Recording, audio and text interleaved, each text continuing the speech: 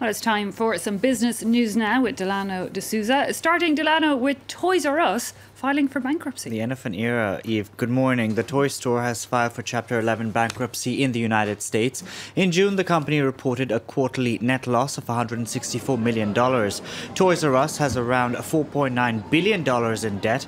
The company, founded in the 1950s, has 1,600 stores around the world, and it struggled with competition from online retailers. The toy industry, too, has been struggling. This year, Lego reported its first sales drop in 13 years, and fads such as fidget spinners have been drawing kids away from traditional toys. On Monday, Toys R Us was hit by downgrades from ratings agencies S&P Global and Fitch. Lego versus fidget spinners. I'm sorry, but I'm feeling very old. Lego clearly would win for me. People aren't buying it because you're buying fidget spinners. Don't ask me. I don't get it. Tell me, Delano, the markets, how are they looking? Well, the Fed is expected to leave interest rates unchanged when it meets on Tuesday, and there's a rate decision announcement on Wednesday. But investors will be looking for clues on what it plans on doing with its $3.7 trillion in treasuries and mortgage-backed securities, which it bought during the financial crisis. European markets have opened today's session in the red. There you can see on your screens the FTSE and the Frankfurt DAX completely flat at the open.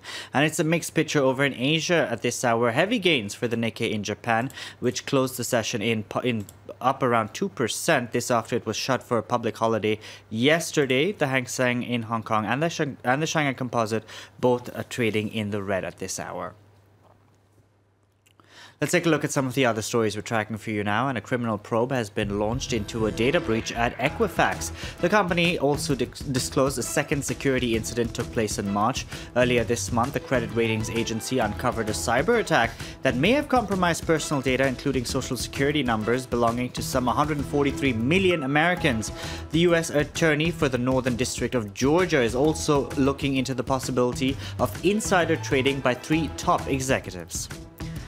And Google's security chief has warned that rogue governments are increasingly buying off-the-shelf hacking attacks. State-backed hackers in Russia and China have repeatedly been accused of industrial espionage, but pro-Syrian hackers have also been identified. Google says the attack platforms mean cyber attacks can be launched inexpensively without rogue governments having a dedicated team of hackers. Now, this Sunday, Germans will head to the polls as Angela Merkel seeks a 4th term as Chancellor. The German economy under her watch has grown and remains a European engine. But not everyone in the country is certain they'll be able to make ends meet. Claire Rush reports.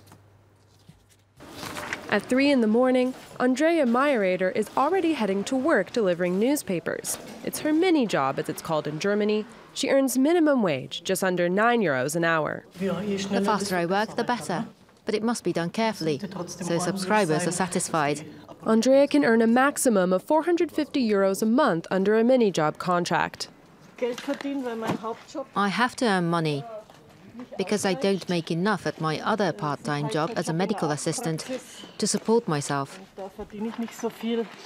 In Germany, 2.5 million workers have mini-job contracts, even at this deluxe hotel in Berlin. For this hotel director, there are many advantages.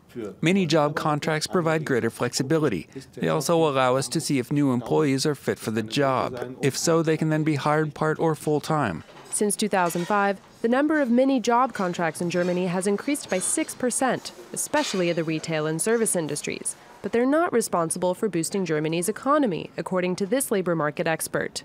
Those who deliver newspapers or provide cleaning services, their jobs are not linked to Germany's economic output. Industry is, for example, but there are no mini-jobs in industry. Andrea wraps up the long workday at her other mini-job in a grocery store. Her 2 mini-jobs, plus her part-time medical assistant work, allow her to earn just €1,300 a month.